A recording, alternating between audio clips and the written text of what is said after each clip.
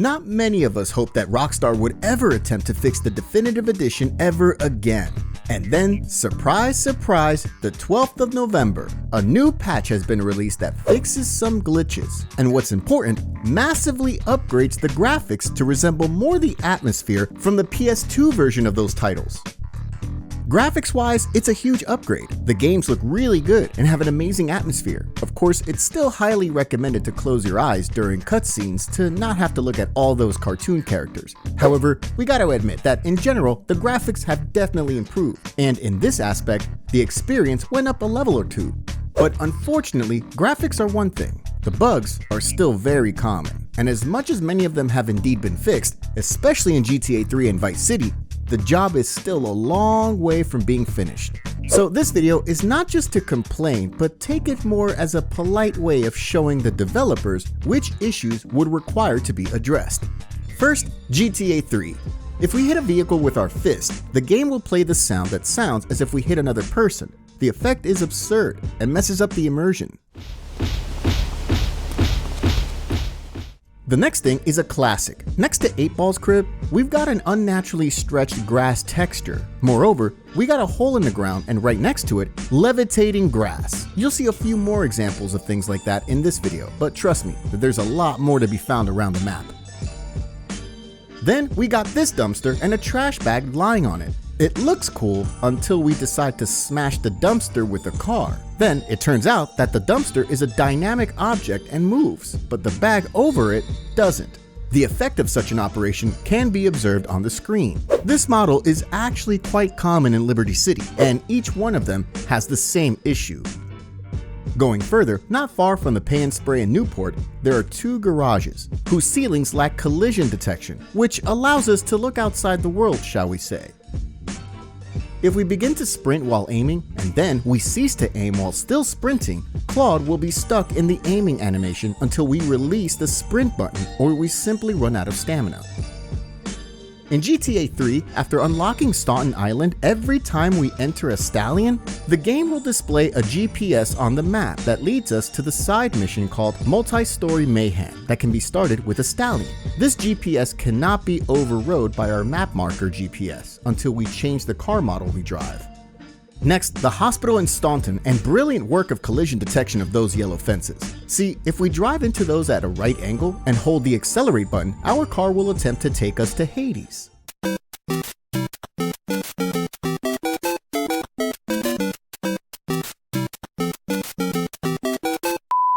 While heading towards Uptown with the boat, for example, if we get close enough, the game replaces the LOD textures, so the low quality textures that are rendered while a player is far from a given object or structure, for the high quality textures. Unfortunately, before it happens though, the whole Uptown disappears for a few seconds. The next issue is that if we damage an object and then we clip it with the side of our vehicle, it gets slowed down massively, which is straight up irritating. This issue already existed in the original version of GTA 3, but hey, after all, the remasters are made to improve the game and get rid of pesky bugs like that. At Asuka's condo, there are lamps that turn off in front of our eyes if we direct our camera downwards. Next to Greasy Joe's restaurant, we got another example of misplaced textures.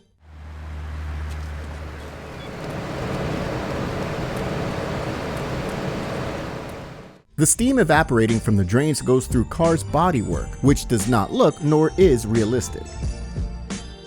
At the airport, we got a place where there's a hitbox, but it affects our vehicle in a weird way. The wheels of this dodo ain't having a good time, that's for sure. What you can see right now, I'm not even gonna try to explain. I mean, I don't know how all these leaves got here, and I ain't gonna lie, their rotation is also an interesting matter. In Chinatown, there are spots in which our camera just zooms in and then backs out just a few meters further. The last text box during the dying tutorial disappears so quickly that even the fastest reader on Earth would probably struggle to read it so fast. At the Fort Staunton construction site, there's a suspicious shadow or texture or whatever the hell this is. Next to Salvatore's Club, we've got another example of broken textures. You know that feeling when you want to cross a railroad and suddenly the train appears and blocks your way? The developers seem to have made a solution for that, because if you try to sneak in between the train and the wall at the metro station in South Staunton, you get teleported outside. pretty cool life hack, can't tell. However, I think I'd appreciate more in a Harry Potter game rather than GTA, to be honest. Have some more misplaced textures and a lack of hitbox, this time in Newport. Oh, and also a few in Atlantic Keys. Invisible boxes in Love's hangar at the Shoreside Vale Airport are also a fascinating observation. And we must not forget about a brilliantly matched hitbox to the texture in Pike Creek. In the first missions, after driving into any marker, our car just immediately comes to a halt, instead of applying brakes as in San Andreas. In the original version, we would have to stop inside a marker, and here we got this crap. No effort, just car speed 0. It's a complete lack of attention to detail, plus laziness, especially that the code, following a quick alteration, could be pasted over from the original San Andreas. In my opinion, the lens flares are also pretty poor, or rather, a fact that almost every source of light produces them. In the original games, we had them mainly from the sun, or occasionally from some other objects like reflectors in the movie studio in GTA Vice City. In GTA 3 DE though, the lens flares are everywhere. And of course, we can turn them off, but that won't satisfy those who just want a sun lens flare. In that case, they have to watch little light circles coming from every direction at night. Now we go to Vice City. The lamps at the beach are still not solid. The barriers at the bridges render far too late, literally blatantly in front of our eyes. At Diaz's mansion, there's a haunted lamp that lights up only when we approach it closely. What's intriguing about it is that it may switch off if we go away, or if we look away with the camera, or if we switch windows. Then we got the cranes in the docks that are not well made. One of them just rapidly changes its rotation when we get closer, and the other lacks a hitbox in one part. In one of the hangars, also in the docks, there's a texture that is visible only from one side. In the hotel downtown, we can ignite water, which is also quite fascinating. The hitbox of 2 spray shops does not fit the actual size of the garage. At the golf course, Tommy turns into a ghost. I mean, some plants and those poles next to the holes lack collision detection. Additionally, it turns out that the traffic spawns even prior to the moment we unlock the course, which results in such situations. By the way, it happened to me once that I heard a constant weird noise from a random source, which was also worrying.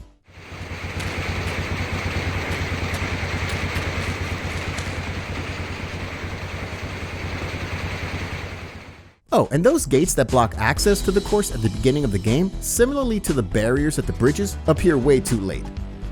In the Haitian's drug factory, the developers forgot about the texture upstairs. One of the first things that I noticed was that Tommy speaks more often in free roam. You know, while he's being chased by the cops, or when he crashes into other drivers. And that's pretty cool, but it seems like in the game's code, a certain variable has been changed, which was responsible for the frequency of pedestrians' quotes, including Tommy. The problem is that including, not exclusively, and the fact of that is just freaking laughable.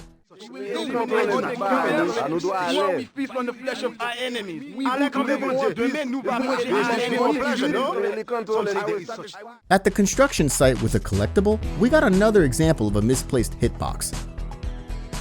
We also have to mention that the wheel-turning animation in bikes on keyboard is straight up atrocious. There's no smoothness like in the original game. North Point Mall also has interesting anomalies about it. For instance, we can fight people through the glass of one of the shops. Not only that, but as it turns out, the workers of the mall's pizzeria have to sit on air. I really like the neons that are on the Malibu Club and the buildings nearby. The sad thing is that they render horribly from a distance. Rockstar, please fix. The cafe belonging to our friend with the sexy mustache is an accumulation of cock-ups. Not only have we got a few invisible doors blocking the access to some of the rooms, one of the walls lacks something that I call camera collision detection, which describes what you see on the screen right now. Moreover, in one of the blocked rooms we see, I think I know why they blocked it, you know. Tell me what on earth is that?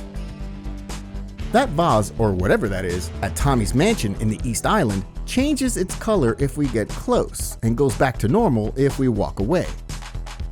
Next to the pay and spray near the golf course by the water, there's a very weird something that resembles a shadow. I mean, something definitely went very wrong here.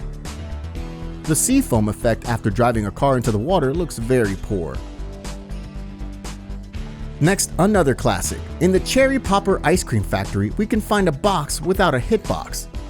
I also want to add that for a reason unknown to me, we're still unable to skip phone calls. You launch the game to drive around, listen to music, shoot some fools, but before that, you gotta listen to a series of phone calls that you already heard about 1,000 times.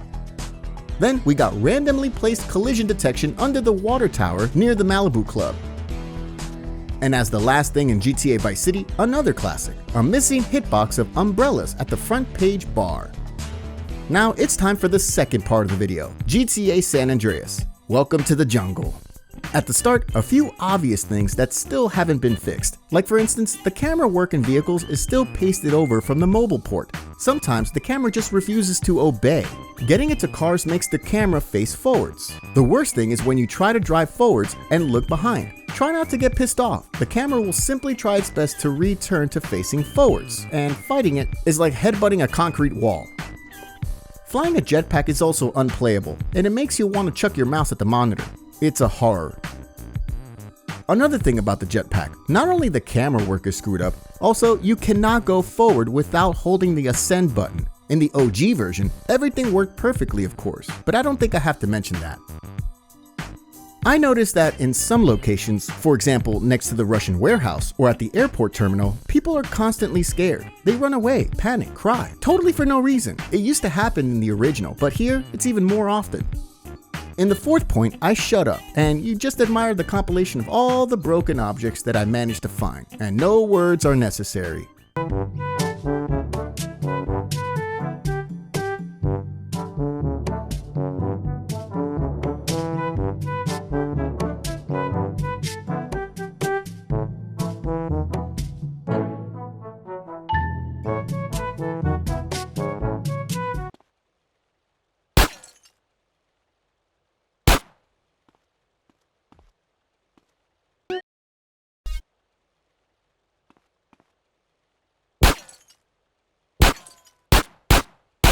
In Angel Pine and Montgomery, we got cables that seemingly power air. Why? God knows. I don't know, maybe that's some advanced American technology from the 90s that I ain't heard about. Now we look at a few miracles of architecture that were given birth in the Definitive Edition, whose explanation of practicalness is probably too advanced for my tiny brain. For instance, please explain to me the purpose of that big ass chunk of bricks next to the Bayside Tunnel. Or how come someone decided to place his advert banner in such a way placed on two different heights? Or how did someone manage to build this structure, unceremoniously dug into the ground? Or here, a fantastically stable surface for a power line crossing. And here, I don't even know what to say about that. Going further, we got another horribly made dumpster that were created along with the props. What I mean is that after knocking such a dumpster over, all those bottles or other trash that was lying on the ground now are levitating and are moving along with the dumpster. Now, a bush. Bro's so strong that it managed to break through the asphalt. Oh, and some more floating vegetation for you. Next to this chunk that we were admiring a while ago, there's another fustercluck in the shape of unmatching road lines. And just a few meters away, we got a big ass hole in the wall. Like, what the hell is going on here? In San Andreas, at the Ganton blocks, we can find a similar thing to that haunted lamp at Diaz's crib in Vice City. Another paranormal lamp whose functioning is hard to explain. If we sprint out of a betting shop, CJ pushes the door so strong that it will clash with the wall texture. I'm just thinking how to describe what's going on the screen at the moment. I don't know, let's go with Carl Johnson is a wizard. And now I got a question. Why on earth everything that we destroy just falls underground? How does it even look? Why not do the same as in Vice City, where it was fixed? I mean, okay, the physics there is still messed up, but at least it looks a little better now. In the container depot in Las Venturas, we have two dumpsters next to each other. One of them has no collision detection at all. The other has a hitbox, but misplaced by around a meter. If we go to the cemetery in LS, it turns out that the gangsters in the remaster have probably been armed with the new technology of spray cans with magic paint. I mean, at least that's the only idea I have to explain those two cases.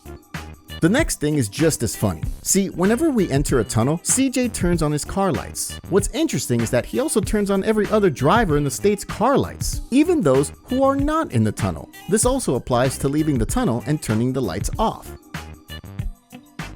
The next thing proves that the burning water thing must have been intentional, because if in Vice City it was possible, and San Andreas isn't worse in this aspect, the conclusion is clear.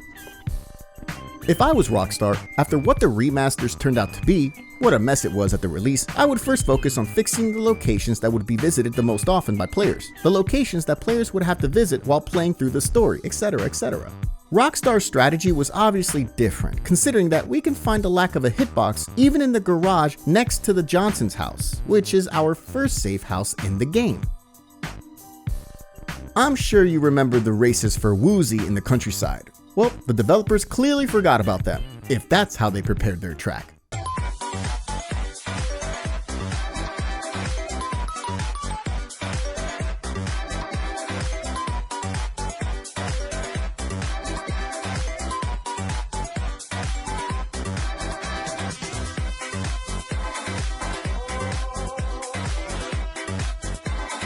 If you're looking for glitches, it's definitely worth visiting West LV. You'll find there's something that is bound to be of your interest.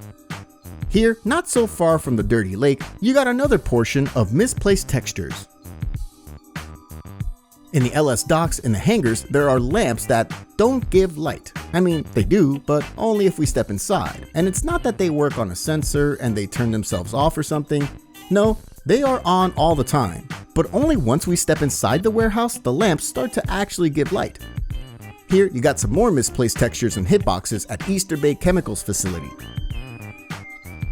In this one, an unconventional but a very interesting operation. The developers put a street lamp into the building, so it gives light. Genius, and it don't look weird at all as well. Not at all, and even less weird if we destroy the street light. Looks great. Near Catalina's shack, it's not so great. Here, you got the texture transition from grass to a path, and here, you can see how it should be done. And what you see right now, I'm just lost for words.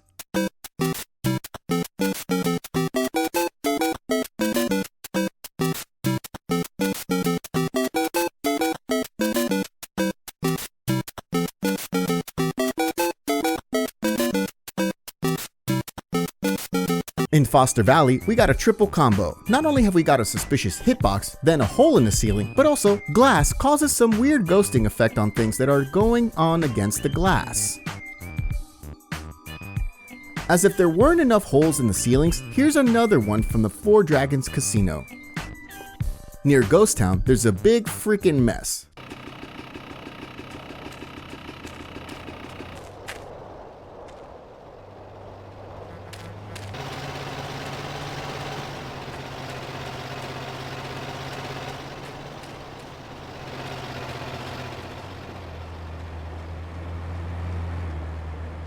Nothing is where it belongs. Pure chaos.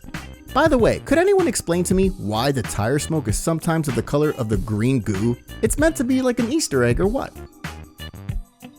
Another thing that I don't like is that, okay, they added the weapon wheel, which is a really cool thing. Immediate access to all weapons and stuff. However, still, sometimes it's better to quickly scroll through, or simply, some may prefer the old system. Unfortunately, those people are gonna have to learn a brand new, totally inconvenient weapon order in your inventory. In the original version, it looked as you see on the screen, from the weakest gun to the heaviest, and then some specials. Meanwhile, in the remaster, it's a mess, because the order has been copied from the weapon wheel.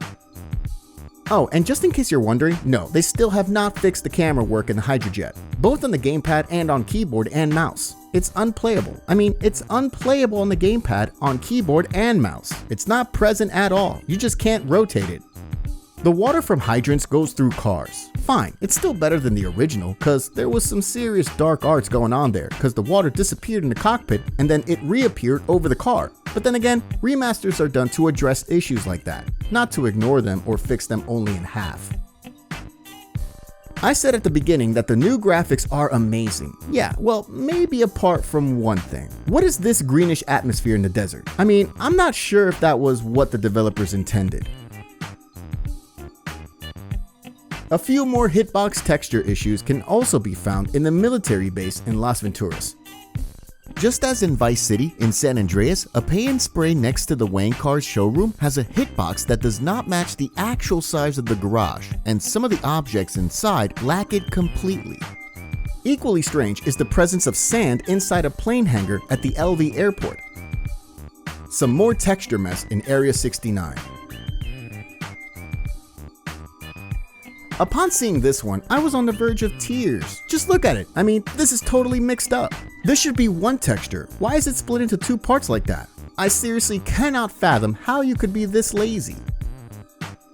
At the car park in which Sweet gets arrested, there are various anomalies, one of which you already saw earlier with them lamps, but we also have got a very interestingly designed hitbox of those trash cans, as well as a non-solid tree right next to the lot. Modern drive-by still doesn't work as it should. CJ still just shoots straight left and right. San Fierro docks and another opportunity to look outside the world. The observatory area also has some hitbox and texture placement issues.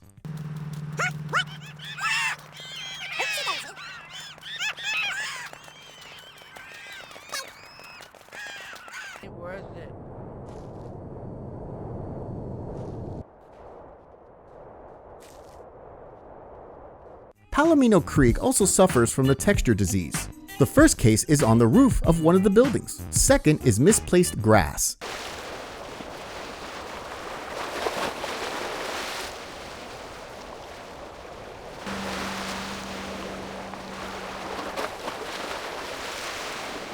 And finally, a floating fence after we break the rest of the fence.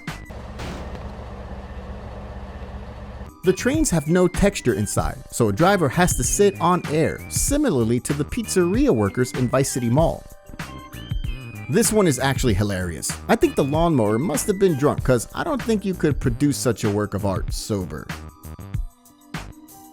I don't know how that one happened, but I know it looks horrible. Another case of floating textures. And now we go to the biggest accumulation of crap in the whole game, San Fierro Naval Base. So the ship plus the port that serves as a place of events for the last mission for Mike Torino. So let's go. The electric wire has two different colors. At random spots it's darker and invisible from a distance, and normally it's brighter and normally visible. Totally weird. Another weird thing goes on in the gate of this ship. See, from the inside there's no texture at all at one spot at the whole length. From the outside, however, there's the same problem, only that there's less of the missing texture. Going back inside, we got another leaky ceiling. Some rockets and the chair have no collision detection. At the top floor, there's a texture visible only from one side, and also a randomly placed hitbox. The rockets in the boxes that we can explode by shooting at them are also broken, because those boxes have lids leaning against those boxes. The problem is that the lids aren't dynamic, so if we move the box away, or we blow up the rocket inside, the lid begins to break laws of physics. The mirrors at tattoo parlors don't work, they're blurred. They got activated only if we look at them from a right angle, but we can't see Jack anyway. In any case, it's weird, and it's yet another pesky glitch. And finally, we have the Wang Car's showroom in San Fierro. There, we got a plant with no hitbox, and next to it, a misplaced hitbox. But the biggest mess has to do with the windows. See, if we shoot the glass from the inside, it disappears, but the hitbox stays. But if we look outside the showroom with our camera, which also should not be possible, but whatever, we can see that the window is actually damaged, but visible only from one side. Only after we destroy the window completely, the hitbox goes away. So in short, the texture of damaged glass is only visible from one side. Nice one. And all that's even without mentioning things like the fact that in GTA 3, the animation of shooting Uzi or a pistol is still broken, or that at some camera angles, it's still raining indoors. As you can see, the new graphics are gorgeous, but there's still an abundance of pesky glitches. So considering how positive the general feedback of the patch of the players is, it shows how the standards and the expectations went down, which is pretty sad. The games are still filled with various bugs, yet the positive reviews are very common on the internet. Personally, I would praise the studio for not giving up on the project and trying to make it work still, but let's not go too far. The games have been indeed improved, but they remain a long way from being fixed. There's still some major issues like all the hitbox and texture problems, some mechanisms, atrocious LODs, badly looking characters, etc, etc, etc, etc. Thank you for watching till the end. Meanwhile, I'm saying goodbye. Take care and see you soon.